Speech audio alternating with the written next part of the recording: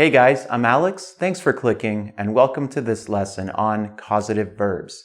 Specifically, we will be looking at the verbs make, have, let, get, and help, and how they are used and formed in a causative sentence structure. So first, we have the sentence, she made me wash the dishes. So the causative verb is make, and here we're using the past tense, and we will be using the past tense for all the examples today. And she made me wash the dishes. Now, in this situation, the causative verb make, in this context, made, means she forced me. She didn't give me a choice. So this could be your mother, for example, forcing you to wash the dishes. Now, what we notice here is you have the subject, okay? I'm just going to do this for the first sentence and write a little S, or what looks like an S. You have your subject, the subject that is going to force the action or cause the action. You have your causative verb, which we'll call your CV. And then you have me. She made me. And this will be your object, okay? So she made me wash the dishes. She forced me to wash the dishes. What you'll also notice is you have wash. We're using the base verb, okay? So when you have the causative verb make, you have this structure of subject, make, object, base verb. Base verb, base verb, base verb, okay? Because not all of these causative verbs follow the same structure, as you'll see.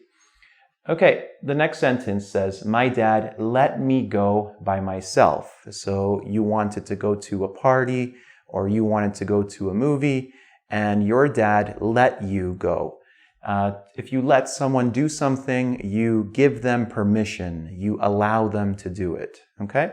Now what you notice here is my dad, I'm just going to do quick underlines. My dad let me. And again, you have the base verb. Okay, so just like make, let also uses a base verb after for your main verb. The next sentence, she had the students do the assignment. So the teacher had the students do the assignment. Now here, the verb have basically means requested or asked. Not really made them do it in the same way, but she made them do it in a polite way. So if a teacher says, okay, please turn to page 25 and do the assignment on that page.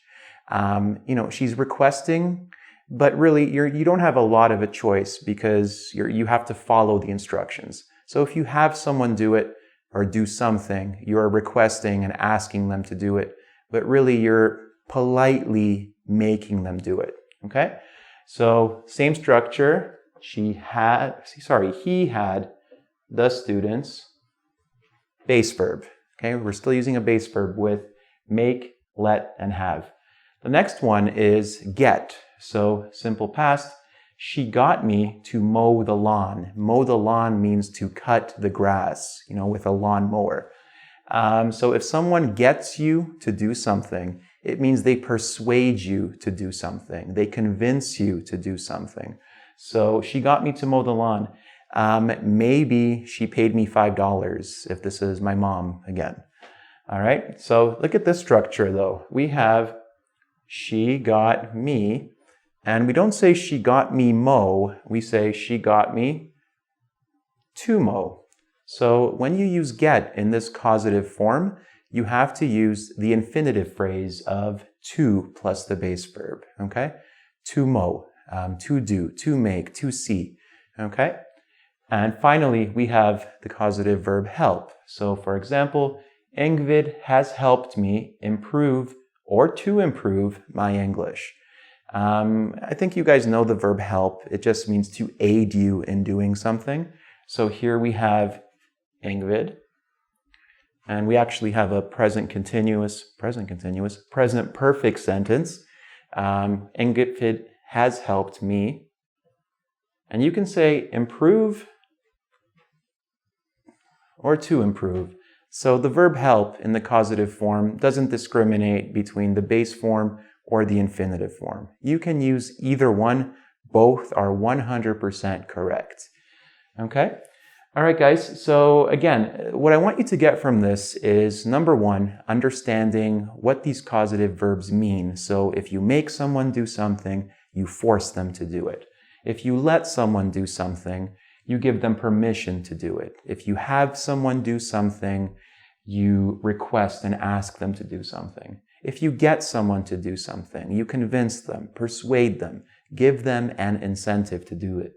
And finally, if you help someone do something, well, you give them aid, you give them help in doing it.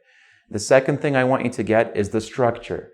So for make, let, have, always use the base form of the verb, okay? The base form for your main verb. For get, it's always going to be the infinitive form of the verb. And for help, you can use either one. So if you'd like to test your understanding of this material, as always, you can check out the quiz on engVid.com. Good luck, guys, and take care.